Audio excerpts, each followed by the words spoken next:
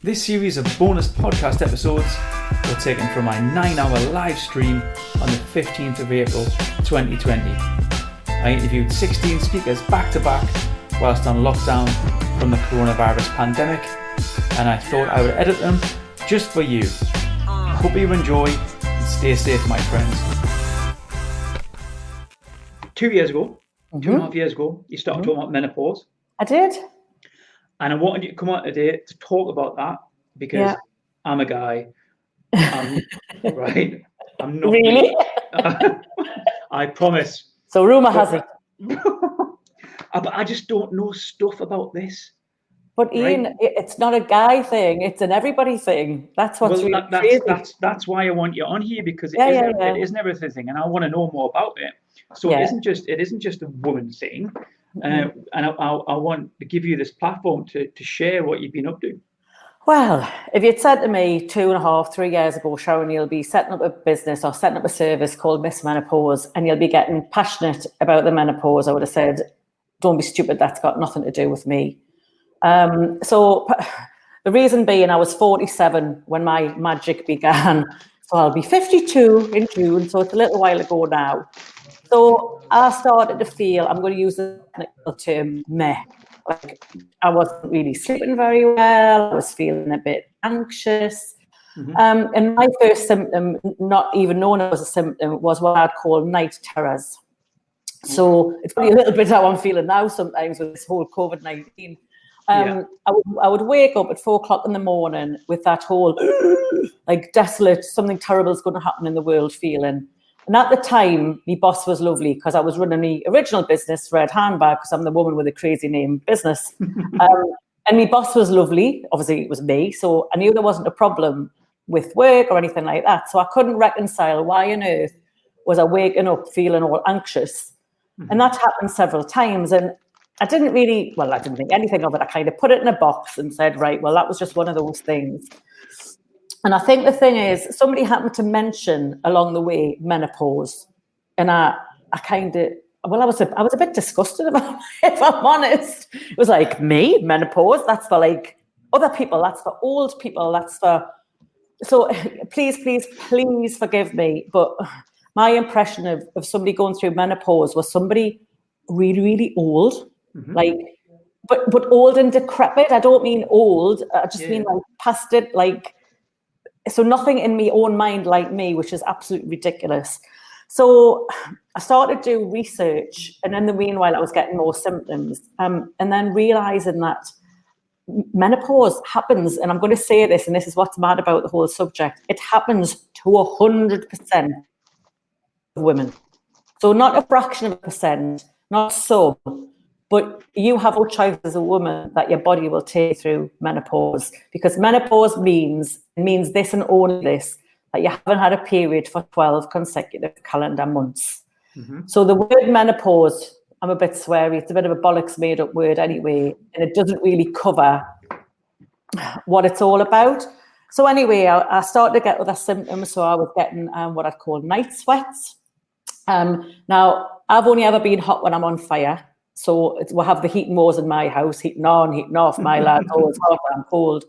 So I've only ever been freezing. And so, but no, in hot flushes, night sweats, whatever you want to call them, that's the thing you hear most often about the menopause.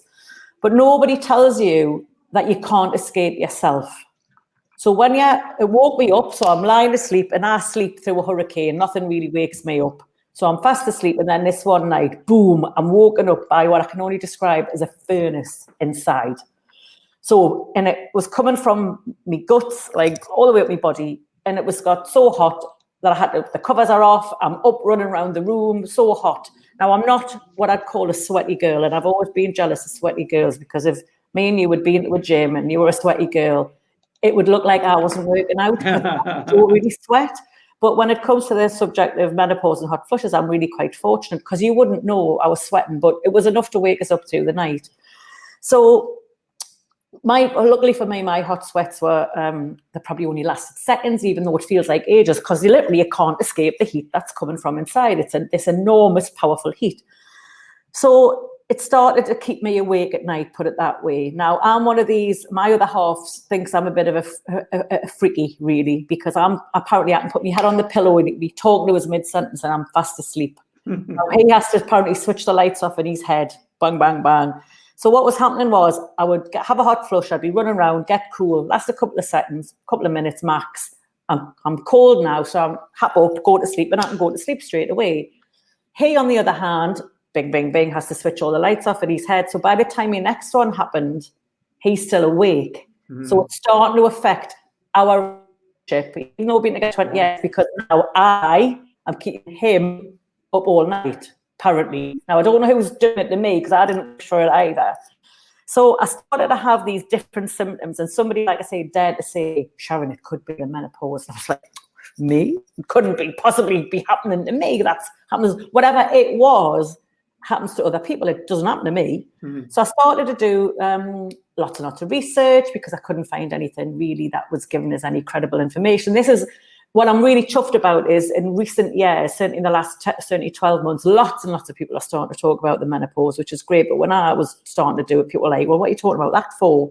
Yeah. So there was a couple of catalysts that led me to do what I'm doing. So I did a mental health first aid course, because obviously mental health and well-being, and certainly in times like we're in today, is such a massive, massive subject, and rightly so it should be.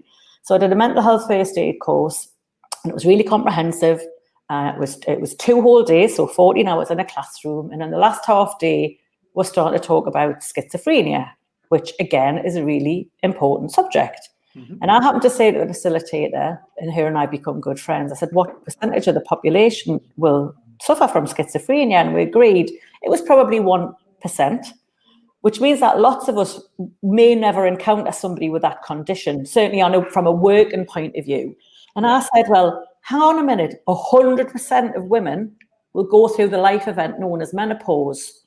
Where does this fit in with the learning on mental health and well-being in terms of mental health first aid? We don't cover it. Now, it's still not being talked about, Ian, and it's just outrageous for me. So lots of people are investing in this stuff. It's great stuff, by the way, but the dots aren't being joined. So what I hope and wish for when you talk about mental wellness and well-being, that the smallest percentage of people will suffer from that. Yeah. You know, whether that's diagnosed or undiagnosed. But with menopause, you don't have a choice. So I'm not a mum. I knew at 14 I wasn't going to be a mum. So I remember having a conversation with me nana in the backyard, and it was something about, oh, Sharon, who will look after you when you're old? And I went, Nana, I'll be dead when I'm old, because I'm probably older than she was now when we were having that conversation. I looked at me nana and thought, oh, she's ancient. I'll be dead by the time I get to her age. So I probably, again, ignorantly thought, oh, you know, we haven't had children. Whatever it is, it won't really happen to you because you haven't had children. So I knew I wasn't ever going to suffer from things like postnatal depression, postpartum psychosis, any of those things that can happen to women having babies. But yet I had no idea, number one, and what was going to happen, and no choice, because your body will take you through menopause in whichever way it chooses to do that. So that was the first thing. So mental health and well-being is not being talked about in terms of the subject of menopause. So lots of companies, I'll rock up and say, how are you educating your workforce on, on mental health and well-being? They go, oh, we've got it covered. And I'm saying, what about menopause? And they kind of look at you and go, well, what do you mean? I'm like, well, it's 100%. It's 100% of every single woman will go through menopause. And then the next thing was, I happened upon something called the British Menopause Society. Who knew there was such a thing? So I managed to infiltrate the British Menopause Society because it's for medical professionals. Now, really, is it? Yes. Well, I'm not medically trained. I'm not pretending or professing to be a medical professional. But I was fortunate enough, again, to come across this organisation, which I'm still a member of. We were having an event in Newcastle. So I managed to go along and spend the day with 60 doctors. Did you? I did. How many doctors do you think spoke to me on the day? I know, but no one would know that you're not a doctor, surely. Well, all I'll say is, on the day, no doctor spoke to me. Right, okay. So it felt to me like the professional snobbery was off the scale, which I'm not here to doctor bash, because there's some incredible doctors. And we know that, they're happening all around us right now. So, I'm totally in awe of, the medical professional in the NHS. That's not what this is about. So like I say, this is 2.5, 3 years ago. So no doctors would speak to me, but I hadn't ever considered that there was a certain type of doctor. By the time I got to this session, I already knew, because I'd started to meet lots and lots of women, would chit-chat on and talk about the menopause. So I already knew there was the first type of doctor. Now, the first type of doctor says this. Now, I don't know if you know, but I thought women had been on the planet for a long, long, long, long time.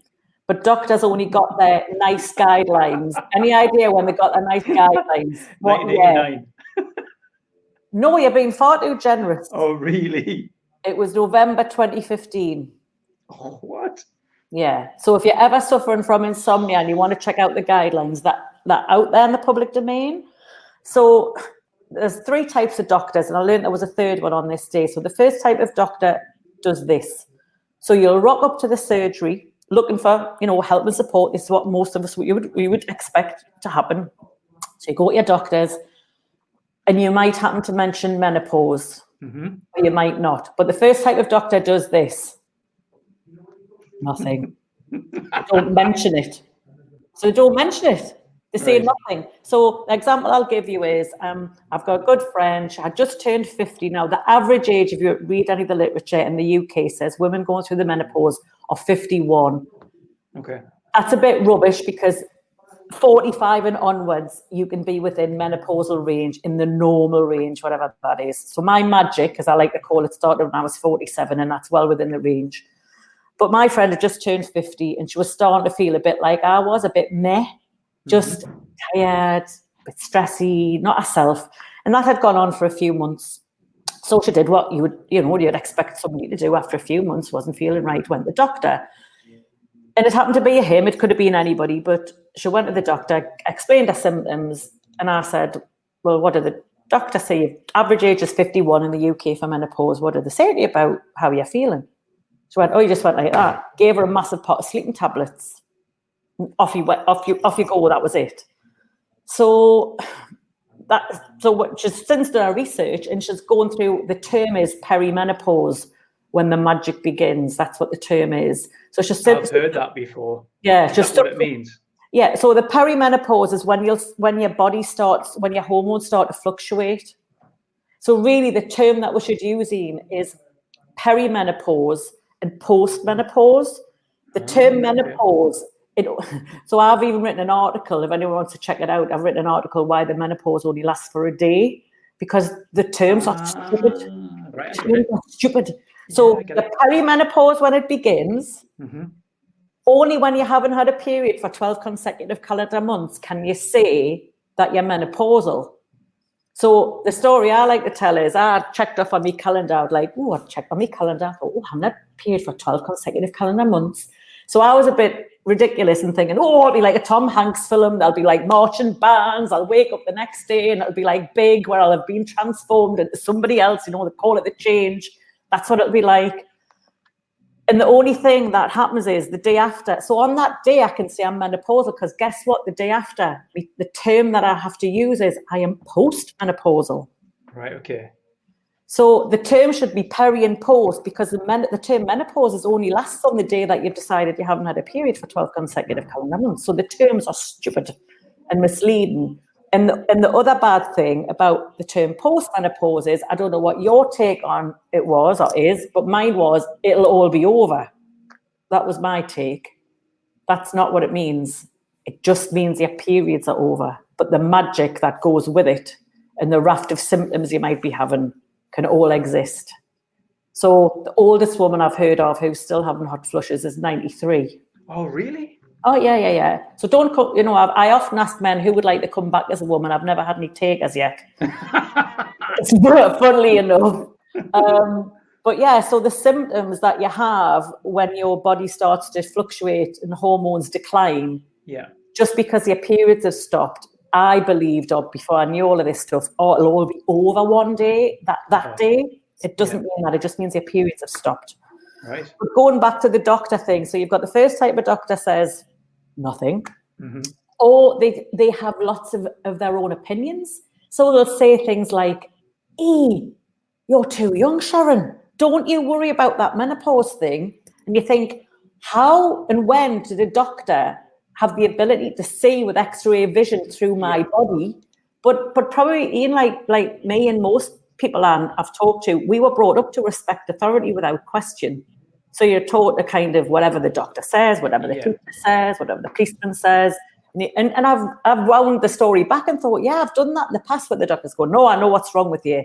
And I think, but without testing me, like without doing something, why have I let another human say I can tell what's wrong with you just by looking at us? Which is a bit mad, isn't it? It's a bit crazy. So that happens. And then the second type of doctor is the one that you want to find, because they're the ones who've learned electively on the subject. So right now in 2020, doctors only learn about things if they have an interest in the subject once they've qualified. Right. So you'd think that because 100% of women were going to go through the life event known as menopause, that doctors would be totally clued up on the subject, but sadly, they're not. So it's like looking for a needle in the haystack. So one of the top tips I say to women, if they want to go down what I call the medical route, is when you ring the surgery, you know, when times get back to normal and we can do that and things are a bit more normalized. But if you want to ring the surgery, ask the receptionist who, if anybody here, has an interest or specialism in the menopause. Wow, that's really interesting. Because you'll often find it can be people like the practice nurse will know more than the doctors. Wow, yeah. So that's just a small takeaway in terms of doing that. But I heard on that afternoon when I was spending the day with those 60 doctors that a couple of doctors had said that the patients that they'd seen had diagnosed them as, oh, you're menopausal. And I thought, oh, great news, great work. But by the time they reached the doctor who was presenting, who was one of the doctors QA at the time in Gateshead, it was cancer. They'd been told it was menopause and it was cancer. Wow. So what I say is, who needs to know about their body most of all? Well, you do. Mm-hmm. And I happen to be talking about the subject of menopause today, but this applies to any subject. You, and we know men are notoriously bad at doctors and things like that, but I'm saying this message to anybody about any condition. So if you notice something has changed for you and your body, so it's different for you and your body, you need to get out your slippers and pursue that. Yeah. End of. So if you know it's not right, so a couple of the women that the stories were told is they were very stoic women. They didn't go for coughs, colds and sneezes. They weren't known by their doctors. They just got on with life. But on the occasion, they felt bad enough to go to their doctors.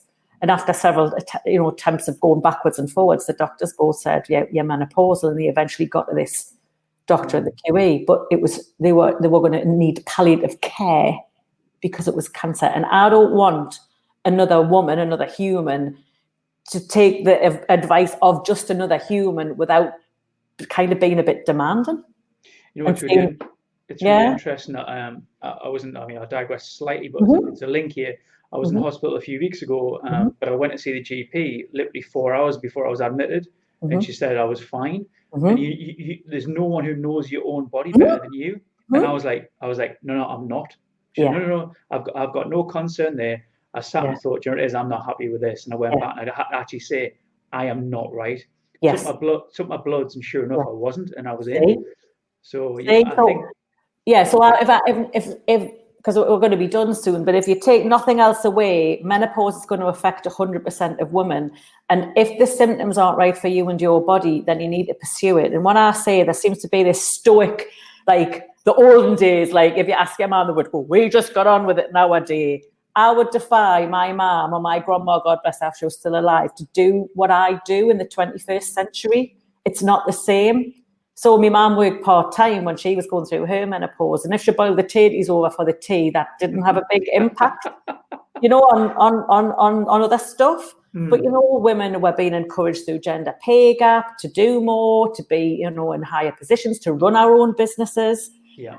And therefore, it's really, really important that you don't let the menopause, that you're not becoming what I call a victim of the menopause, that you don't have this, well, I'll just put up with it and I'll just get on with it, because I don't know if you know how long the menopause can last on average.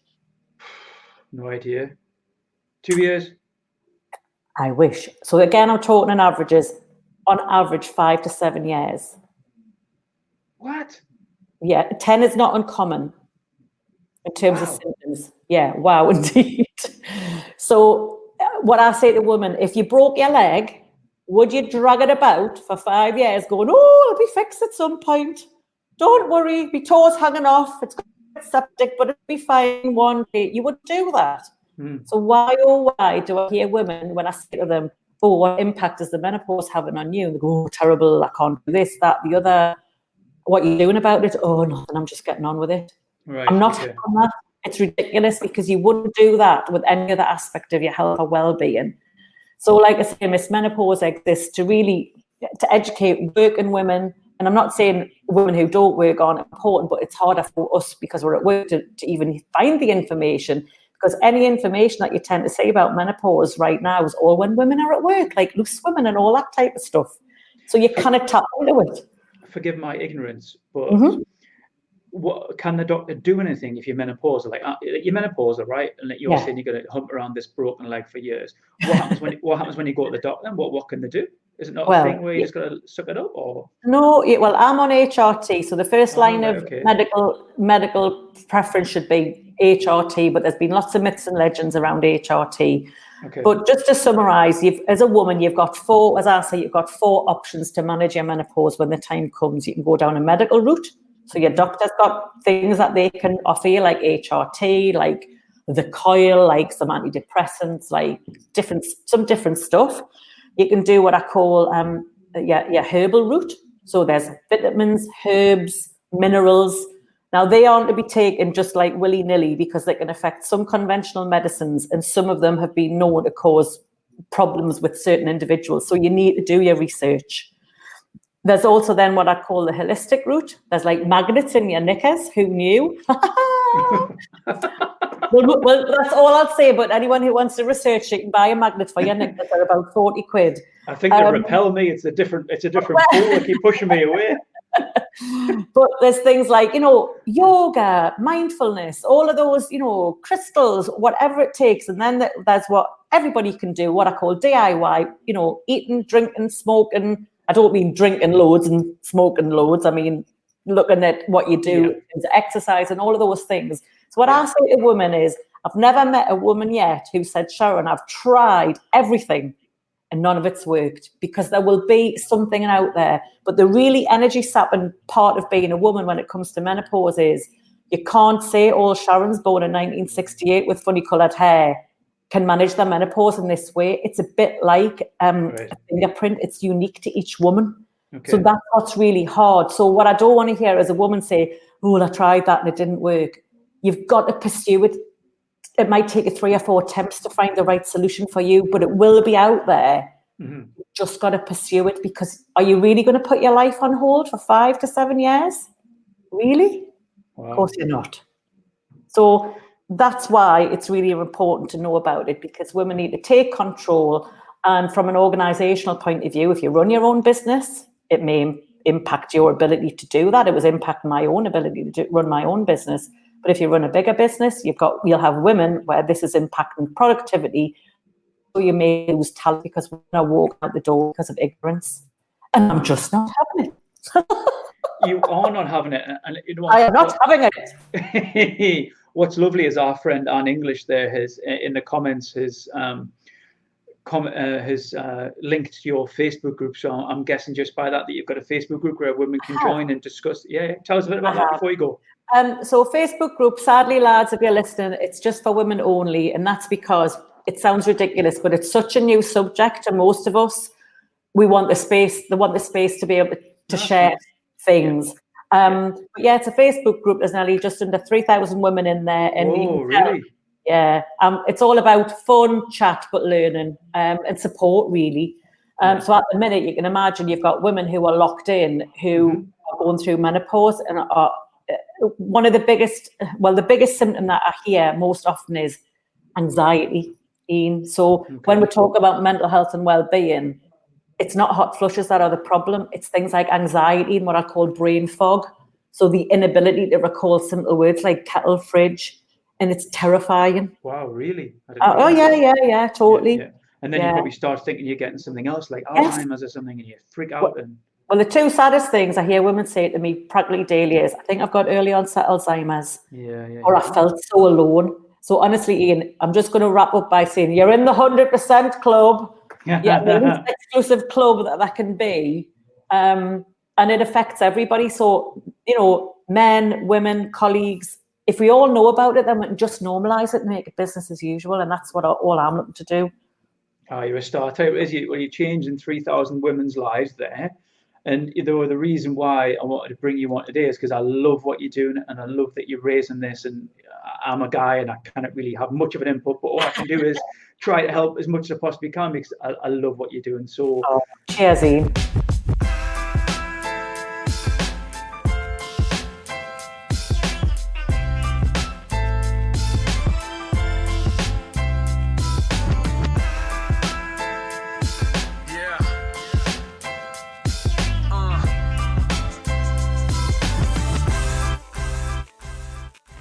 There she is.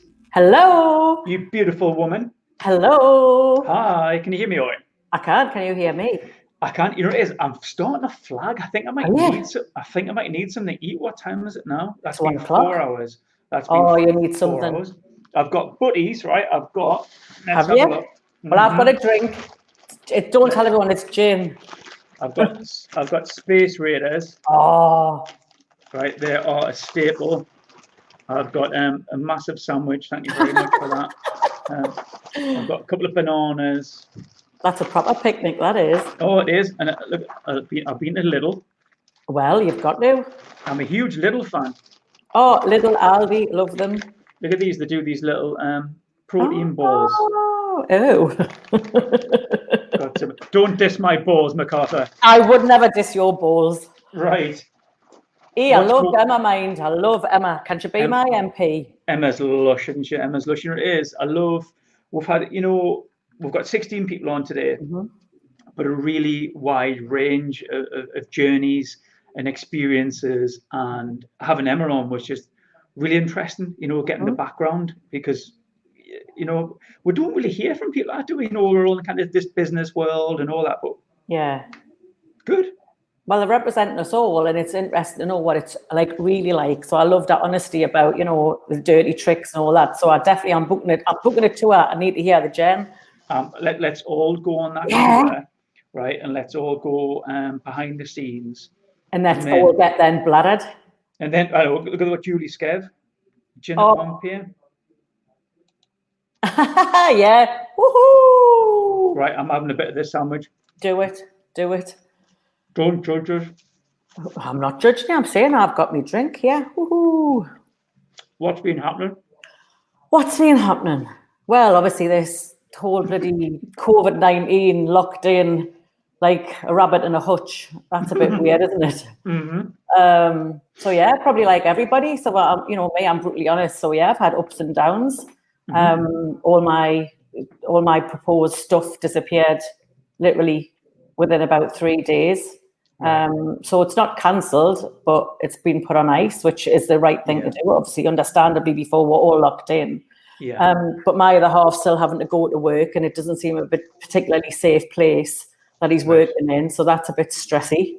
So then when he comes home, are you isolated, or are you cuddling up still? No, of course we're cuddling up still.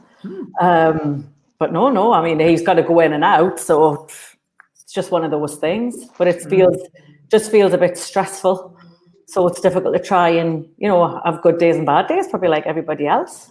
Yeah, I think it's trying to figure out the new, isn't it?